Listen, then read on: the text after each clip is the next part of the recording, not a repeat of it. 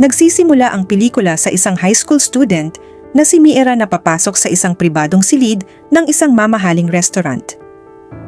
Doon nakaupo si Yuna, isang sikat na mang-aawit, habang inaayos ang kanyang makeup. Pagpasok ni Mira, masigla siyang binati ni Yuna, pero kahit magalang ang sagot ng dalaga, halatang malamig ang tingin niya. Magkasama silang naupo habang hinihintay ang ama ni Mira. Pilit na nakikipag-usap si Yuna, umaasang mapalapit sa dalaga, pero malinaw na ayaw ni Mira. Pinipilit niya ang isang ngiti, pero ibang-iba ang sinasabi ng kanyang mukha. Si Yuna ang fiancé ng kanyang ama at hindi pa matanggap ni Mira na muling mag-aasawa ito. Ilang sandali pa, dumating si Taisan, ama ni Mira, isang makapangyarihang negosyante at tagapagtatag ng isang malaking kumpanya. Agad nag-iba ang atmosphere pagpasok niya. Tahimik na inilabas ni Yuna mula sa kanyang bag ang isang mahalagang bagay, isang baby book na pagmamay-ari ng yumaong ina ni Mira. Nag-iba kaagad ang ekspresyon ni Mira. Naiinis at naguguluhan, tinanong niya kung bakit nasa kay Yuna iyon. Maingat na paliwanag ni Taisan, gusto raw ni Yuna na mas makilala ang kabataan ni Mira dahil malapit na silang ikasal, kaya ibinigay niya ang libro. Pero habang nagsasalita siya, sumabog ang mga emosyon ni Mira. Tiningnan niya ang ama at malamig na sinabi, "Hindi siya ang nanay ko." Tumahimik ang buong silid. Sa studio naman, nagre-record si Yuna ng bagong kanta para sa album niya habang pinapanood siya ni Taisan. Lubha itong naantig ng kanyang boses. Pagkatapos ng recording, dinala niya si Yuna sa isang pribadong yate. Sa ilalim ng nagliliwanag na langit sa gabi, binigyan niya ito ng mamahaling relo. Labis ang tuwa ni Yuna at niyakap niya si Taisan ng mahigpit. Nagkaroon sila ng romantikong date sa yate, tila wala ng ibang tao sa paligid. Samantala, umiinom si Mira kasama ang kanyang mga kaibigan sa isang maingay na club. Biglang nag-iba ang takbo ng gabi nang makakita sila ng leaked video tungkol kay Yuna. Nang marinig ni Mira, agad niyang hiniling na mapanood ito. Pagkakita niya, namutla siya sa gulat. Hindi niya ma-process ang nakita, kaya agad niyang tinetext si Yuna para magkita sila kaagad. Sa parehong oras, sinabi ni Yuna kay Taisan na gusto siyang makausap ni Mira. Natuwa si Taisan, akala niya ay magandang senyales ito. Hinikayat niya si Yuna na puntahan ang dalaga. Pagsapit ng gabi, dumating si Yuna sa club at nakita si Mira na sobrang lasing. Tinulungan niya itong umuwi, pero biglang nagkaproblema. Pazigzag ang andar ng sasakyan, minsang bumibilis, minsang bumabagal ng walang dahilan. Kinabukasan, nagulantang ang balita. Nakitang walang malay si Yuna sa parking area ng kanyang apartment. May sunog na nangyari sa lugar, kaya halos walang ebidensyang natira. Walang nakakaalam ng totoong nangyari noong gabi. Dumating ang pulis at sinalubong sila ng magulong eksena, mga bakas ng dugo at amoy ng usok. Tinungo nila ang security office para tingnan ang CCTV, pero nasunog lahat ng footage. Inutusan ng chief ang kanyang mga tauhan na tingnan ang mga dashcam ng ibang sasakyan. Kalaunay natagpuan nila si Mira na nakahandusay sa loob ng kanyang kotse, sobrang lasing. Inaresto siya dahil sa drunk driving at dinala sa presinto. Dumating si Taisan kasama ang mga high-profile lawyers. Humingi siya ng oras para kausapin si Mira ng pribado. Pag sila na lang dalawa, sinabi niyang patay na si Yuna. Tinanong niya kung ano talaga ang nangyari ng gabi, pero nagulat si Mira at sinabing, "Paano mo ako mapaghihinalaan?" Nanatiling kalmado ang ama at sinabing sabihin niya ang totoo para maprotektahan niya ito. Ngunit tumanggi si Mira na magsalita. Dahil wala na siyang magawa, ipinasa ni Taisan sa kanyang mga abogado ang kaso. Kinabukasan, ginanap ang memorial service para kay Yuna. Nakatayo si Tayan na wasak, hindi makapaniwala kung paano nauwi sa trahedya ang lahat. Matapos ang investigasyon, dahil si Mira ang huling taong kasama ni Yuna, siya ang ginawang pangunahing suspek. Agad nagtipon si Taisan ng pinakamagaling na legal team na makukuha niya. Sinabi niyang kailangang mapatunayan ang pagiging inosente ni Mira kahit ano pa ang mangyari. Pero may ibinunyag ang mga abogado na nakakabahala. Sa laptop ni Mira, may nakita silang video game clip kung saan pinapatay ng isang batang babae ang isang mas nakatatandang babae sa isang marahas at graphic na eksena na kahawig ng kasong kinakaharap nila. Hindi iyon totoo, pero nagdudulot ito ng matinding pagdududa laban kay Mira. Tumahimik ang lahat hanggang may sinabi si Taisan na ikinagulat nila iminungkahi niyang i-leak ang video sa publiko. Nagulat ang mga abogado, sinasabi nilang sisira ito sa kanyang pangalan. Pero paliwanag ni Taisan, siya ang may-ari ng 85% ng kumpanyang gumawa ng laro.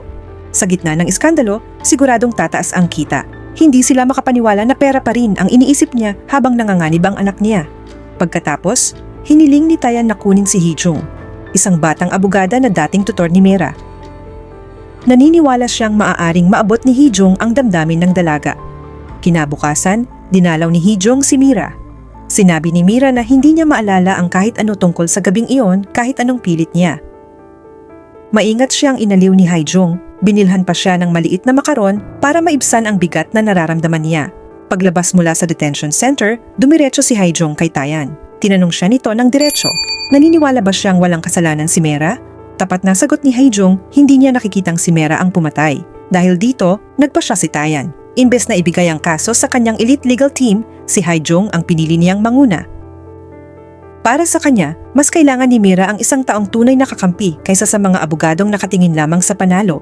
Ilang sandali pa, inilabas ng pulisya ang opisyal na autopsy ni Yuna. Nakasaad dito ang maraming bali sa tadyang at basag na bungo dulot ng banggaan sa sasakyan. Pagsapit ng umaga, nagsimula ang unang hearing. Nanginginig si Mira habang humaharap sa korte. Mabilis siyang tinanong ng prosecution, kabilang na kung totoo bang hindi niya gusto si Yuna. Naluha si Mira habang inaamin na hindi nga niya gusto si Yuna, pero mariing sinasabi niyang hindi niya ito pinatay. Pinaliwanag niyang pumunta siya sa bahay ni Yuna noong gabing iyon, pero dahil lasing siya, nakatulog siya sa parking lot. Mula roon, wala na siyang maalala 7 oras ang nawawala sa kanyang memorya. Nang si Hee-jung naman ang magtanong, mahinahon pero diretsong tinanong niya kung gaano karami ang nainom ni Mira. Umamin ang dalaga na uminom siya ng champagne at iyon ang unang pagkakataon na nagmaneho siya ng nakainom. Kahit ganoon, wala pa rin siyang maalalang sumunod. Sinabi ni Hee-jung sa hukom na kulang ang ebidensya para sabihing si Mera ang nagmaneho ng sasakyan. Ang tanging hawak nila ay ang rutang tinahak ng kotse. Habang nagpapatuloy ang pagdinig, sinusuri ng mga investigador ang huling mga tawag at mensahe ni Yuna at Mera. Nakumpirmang 2 beses silang nagkita, una sa club, pangalawa sa apartment ni Yuna. Pagkatapos, may isa pang nakakabahalang ebidensya. Natagpuan ng pulisya ang isang lihim na sex tape ni Yuna at ng kanyang dating nobyo. Dahil dito, lalo pang dumami ang posibleng sospek. Sunod na ipinatawag ng prosecution ang isang saksi na nakakita kina Mira at Yuna na nagtatalo sa banyo ng club. Matagal na raw siyang tagahanga ni Yuna kaya agad niyang nakilala ang boses nito. Ayon sa kanya, hinarap daw ni Mira si Yuna tungkol sa leaked video na kumakalat online. Kalma lang na ipinaliwanag ni Yuna na matagal nang na-record ang video bago pa man niya nakilala ang ama ni Mira at alam na rin ito ng lalaki. Pero hindi ito tinanggap ni Mira. Patuloy siyang nagbitaw ng masasakit na salita, lalo pang pinapalala ang sitwasyon. Hanggang sa hindi na nakapagpigil si Yuna. Umangat ang tensyon at nauwi ang kanilang argumento sa pisikal na komprontasyon. Natigil lang ito nang dumating si Seong-gil, ang assistant ni Tae-san, at pinaghiwalay sila. Kinagabihan, nakipagkita si Tae-san sa prosecutor na si Sung-sik sa isang maliit na convenience store. Diretsahan niyang tinanong kung maaaring palayain si Mira, pero agad itong tumanggi. Sinubukan pa rin siyang kumbinsihin ni Tae-san, ipinapahiwatig na kakailanganin niya ng suporta sa pag-angat sa ranggo balang araw. Nangako pa siyang tutulungan itong maging susunod na prosecutor general. Pero lalo lang itong nagalit, sabay sigaw ng, "Ano tingin mo sa akin?" bago umalis ng galit. Samantala, nakatanggap si Hee-jung ng bagong impormasyon mula sa kaibigan niya. Sa paghalungkat nila sa fan club ni Yuna, natuklasan nilang may stalker itong si Dong-yong. Nahuli na raw ito noon na naglalagay ng mga nakatagong kamera malapit sa opisina ni Yuna. Nalaman nila ang lokasyon ng kanyang CCTV shop, kaya dali-daling pumunta roon si Hee-jung. Umaasang nandoon ang footage ng gabing iyon. Pero pagdating niya, nakakadena ang pinto. Hindi niya alam, nagmamanman lang sa malapit si Seong-gil. Naghintay si Hee-jung buong araw sa labas ng tindahan pero walang dumating. Kaya napilitan siyang umalis. Habang nagmamaneho siya palayo, biglang pinaharurot ni Seong-gil ang sasakyan at binangga ang harap ng CCTV shop. Nagulat si Hee-jung, naging dahilan para mawalan siya ng kontrol at maaksidente. Samantala, sinamantala ni Seong-gil ang pagkakataon para pasukin ang wasak na tindahan at hanapin ang mga footage. Pero bago siya may makita, dumating ang pulis at inaresto siya. Naging kahina-hinala ito para kay Hae-jung. Pumasok siya sa wasak na shop at nakakuha pa ng natirang video files. Sa presinto, sinabi naman ni Seong-gil na aksidente raw ang bangga, akala niya raw reverse ang natapakan niya. Pagbalik ni Dong-yong sa shop, nagulat siyang wasak ang lahat at wala na ang lahat ng footage. Pagharap niya, nandoon na si Tayan. Tinanong siya nito kung may recording ba siya mula sa gabing namatay si Yuna at handa siyang magbayad kahit magkano. Pero malamig na sagot ni Dong-yong, hindi pera ang mahalaga sa kanya. Dahil sa sobrang pag-aalala, ibinaba ni Tayan ang pride niya at nakiusap. Sinabi niyang patay na ang fiancé niya at ang anak niya ngayon ang inaakusahan sa pagpatay. Gusto lang niya malaman ang katotohanan para maipalam ng maayos si Yuna.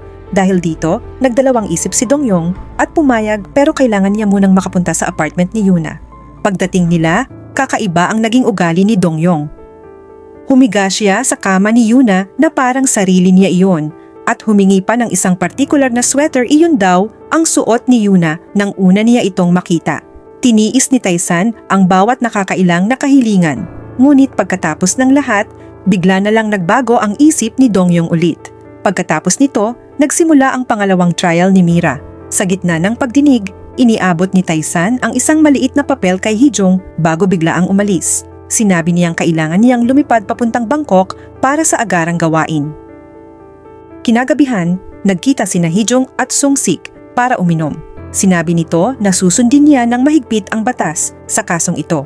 Inamin din niyang ayaw niyang nakikitang nagtatrabaho si Hee-jung para kay Tae-san. Hiniling niyang umatras siya sa kaso. Pero matatag na tumanggi si Hee-jung, hindi raw niya kayang umalis ngayon. Pag-uwi niya, sinalubong siya ng kaibigan na tuwang-tuwa. Na-recover na raw niya ang lahat ng CCTV files. Agad silang naupo para panoorin ang mga ito. At ang nakita nila, nagpanginig sa kanila. Ipinapakita sa footage na matindi ang pagtatalo ni Seong-gil at Yuna sa parking lot noong gabing naganap ang insidente. Sa susunod na pagdinig, tinawag si Seong-gil para tumestigo. Sinabi niyang inihatid niya si Yuna pauwi, umakyat siya para kunin ang gamit nito. At pagbalik niya, nakahandusay na umano si Yuna sa lupa, sugatan. Pero humarap si Hee-jung na may mas mabibigat na tanong. Tinanong niya kung bumisita ba ito kamakailan sa isang tindahan ng second-hand luxury watches. Ipinaliwanag niya na minsang niregaluhan ni Tae-san si Yuna ng halagang $500,000 na relo at ilang araw lang ang nakalipas. May nagbenta ng kaparehong modelo sa isang watch dealer. At ang pinakapinaghihinalaan nila, si Seong-gil. Sa halip na sumagot, sinagot niya nang may galit si Hee-jung, tinatanong kung kilala ba niya talaga kung sino si Yuna. Sunod na tinanong ni Hee-jung kung siya ba ang nagmaneho ng kotse ni Mira para ipahamak siya. Bigla na lang sumabog si Seong-gil sa galit. Sigaw niya, siya ang pumatay kay Yuna. Tumahimik ang buong courtroom. Tumayo ang prosecutor at malamig na nagtanong, magkano ang binayad sa iyo ni Tae-san para akuin ang kasalanan? Inilahad niyang may lumabas na bagong ebidensya noong nakaraang gabi, nagpadala si Dongyong ng video na nagpapakita ng tunay na salarin. Pero hindi pa dumarating si Dong sa korte. Dahil dito, nagdeklara ang hukom ng maikling pahinga. Sa recess, nilapitan ni Tae-san si Hee-jung. Sinabi niyang hawak ni Dongyong ang totoong footage ng aksidente. Nakiusap siyang huwag hayaang tumestigo ang lalaki dahil masisira ang kinabukasan ni Mira kapag lumabas ito sa publiko. Nayanig ang loob ni Hee-jung pero sinubukan pa rin niyang patagalin ang takbo ng trial. Paglaon, dumating si Tae-san sa parking lot kung saan naghihintay si Dongyong. Maayos muna ang tono niya, nangakong ibibigay ang anumang hiling kapalit ng hindi pagdalo sa korte. Pero nang tumanggi si Dongyong, biglang kumilos ang mga tauhan ni Tae-san at pilit siyang kinaladkad. Napatakbo si Hee-jung, sumisigaw na tigilan nila. Habang hinihila si Dongyong palayo, itinapon niya sa lupa ang isang USB. Tumingin siya kay Hee-jung at sinabi, niloloko ka nila. Nakadama ng hinala si Hee-jung at tinanong si Tae-san kung ano ang laman ng USB. Tumanggi itong sumagot. Nang pilitin niya, bigla niyang inagaw ang USB at mariing sinabi, tapusin mo na lang ang trial, binabayaran ka para rito. Pagbalik sa courtroom, sinabi ni Hee-jung kay Sung-sik na nasa bulsa ni Tae-san ang video evidence na dala ni Dongyong. Naging tensyonado ang buong silid. Nakita ito ni Tae-san at nagsimulang kabahan. Takot na baka traidorin siya ni Hee-jung. Tumayo si Sung-sik at humarap sa hukom. Humihiling kami ng bagong testigo si Tae-san. Nanlaki ang mga mata ni Mira, halatang takot at litong-lito. Nagpatuloy siya. Ninakaw ni Tae-san ang video evidence. Pinwersa ng mga tauhan niya si Dongyong. Agad naglabas ang hukom ng search warrant. Hinalughog si Tae-san at nakuha ang USB. Ipinanood sa korte ang video at lumabas ang nakagugulat na katotohanan. Si Tae-san ang bumangga kay Yuna. Makikita rin sa video na inutusan niya si Mira na manatili sa loob ng sasakyan. Nawalan ng malay si Mira matapos makita ang footage. Napuno ng pagkagulat at pagkabigla ang buong courtroom. Hindi makapaniwala ang lahat. Lumabas na ang tunay na nangyari.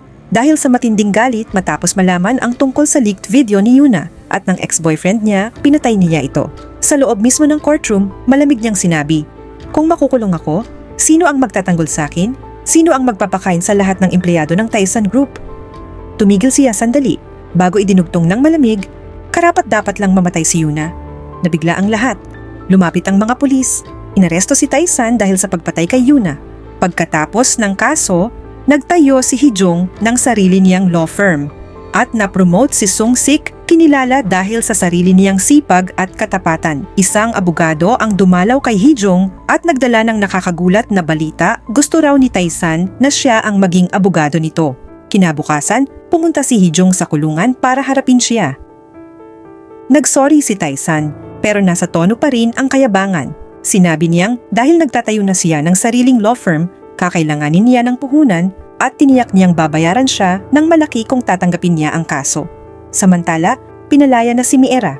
Dinala siya ng sekretaryo ni Tae-san sa isang maliit na bahay at sinabing kailangan na niyang matutong mamuhay mag-isa. Litong-lito, tinanong ni Mira kung talagang pinatay ng ama niya si Yuna. Pilit niyang sinasabi na hindi siya ang babae sa video at nakiusap na sabihin sa kanya ang totoong nangyari. Ibinigay lang sa kanya ng sekretaryo ang isang cellphone at susi. Agad pumunta si Mira kay Hee-jung. Pinag-aralan nila ang phone at iisang clue lang ang nakita isang address sa Bangkok. Dahil determinado silang malaman ang katotohanan, nagbiyahe sila patungong Thailand. Pagdating nila sa lugar, natagpuan nila ang isang malaking warehouse. Sa loob, nagulat sila nang makita ang isang kumpletong replika ng parking lot sa kondo ni Yuna. Lubos na napatigil si Mira. Maya-maya, dinala siya ni Hee-jung sa istasyon para makausap ang kanyang ama. Nangangatog, tinanong ni Mira, dapat ba kitang pasalamatan? O humingi ng tawad dahil inako mo ang kasalanan? Tahimik na sumagot si Tae-san, ayusin mo ang buhay mo, huwag mong alalahanin ang pera. Sinabi ni Mira na pumunta sila sa Thailand at alam niyang hindi siya ang tunay na killer. Umiling lang si Tae-san at pinayuhan siyang tigilan na ang pag-inom. Dahil sa matinding guilt, napahagulgol si Mira. Kasalanan ko ang lahat, sabi niya. Marahan siyang sinabihan ni Tae-san na alagaan ang sarili bago ito lumakad palayo. Sa huli, ipinakita kung ano talaga ang nangyari. Ilang buwan na ang nakalipas, napanood na pala ni Tae-san ang tunay na CCTV ang totoong pangyayari. At malinaw ang lahat. Si Mira ang pumatay kay Yuna. Doon siya nagdesisyon. Siya ang ako ng lahat. Pipiliin niyang iligtas ang anak. Pinlano niya ang bawat detalye para palabasing siya ang salarin. Lumapit siya kay Dong-yong at inayos ang buong setup kasama ang isang espesyal na team para maging kapani-paniwala ang kwento.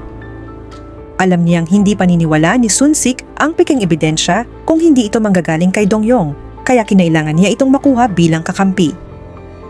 Nag-hire pa siya ng mga taong kamukha ni Yuna at Mera para sa staging ng reenactment ng krimen. Habang pinapanood niya ang peking Yuna sa pagsasagawa ng scene, tumulo ang luha niya. Masakit isipin na kamukha niya ang totoong Yuna at sumiklab ang guilt at pagdadalamhati sa puso niya. Sa sandaling iyon, pasa niya ang bigat ng sakripisyo, pagsisisi at pagmamahal bilang ama. Maraming salamat sa panunood, hanggang sa susunod na recap.